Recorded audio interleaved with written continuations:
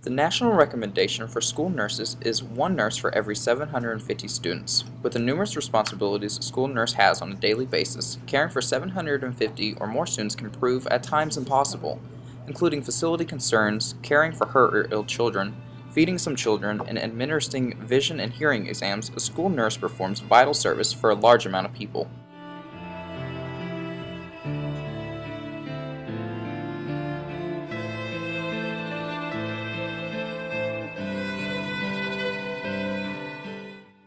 Many schools do not have adequate facilities for their nurses. The students of Arkansas deserve quality care that includes privacy, proper equipment, and a sink to ensure that the area be kept hygienic.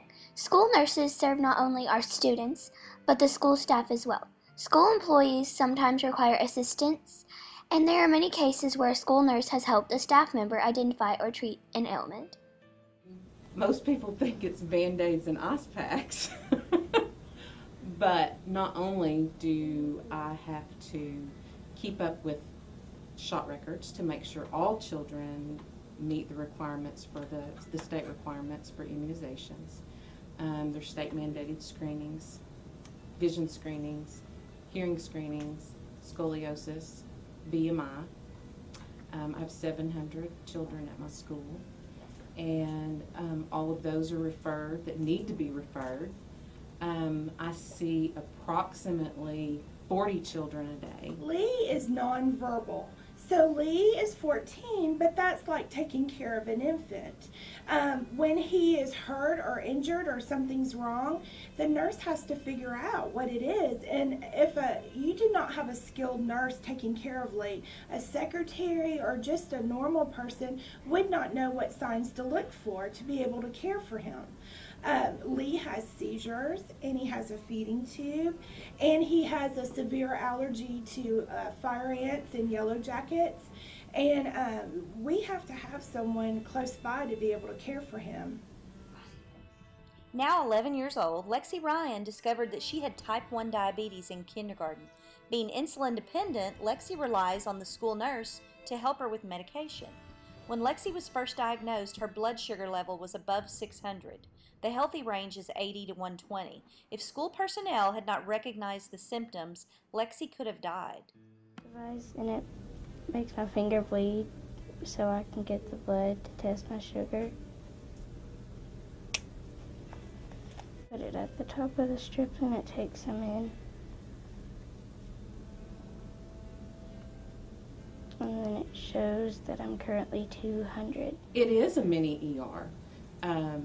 I deal with everything from a scraped knee to broken bones, severe asthma attacks, anaphylactic reactions to stings, to foods on a daily basis. Lee was on the playground playing. He began crying. The teacher took him to the nurse.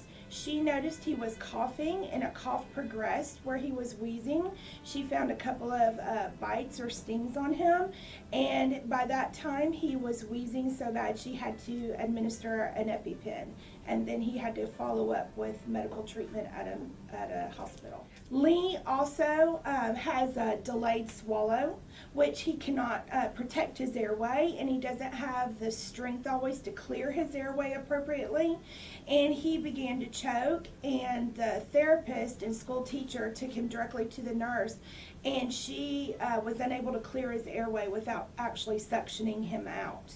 By the time an ambulance could have been called and had arrived on scene, because we're out of town, he would have already suffocated.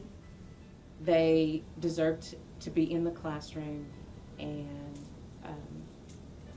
a healthy child can learn. An unhealthy child cannot learn as well.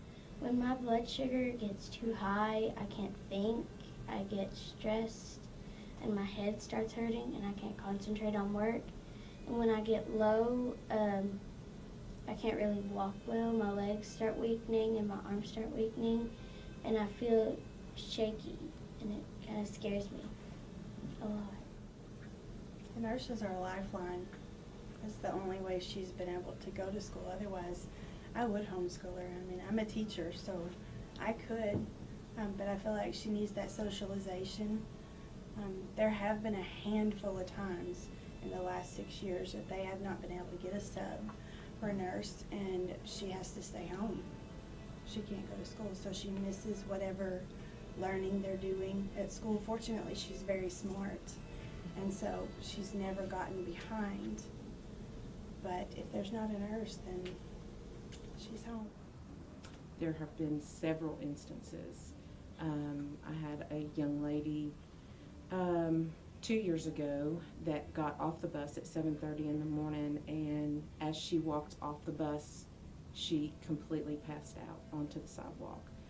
The principal called me outside not knowing what was wrong with her, but I knew her and knew that she was a diabetic. Her blood sugar was 30. I don't know, it would have been detrimental had I not been there knowing that she was a diabetic and knowing what she needed to take care of her. By the time someone could have gotten there to take care of her, I don't know how low her sugar would have gotten.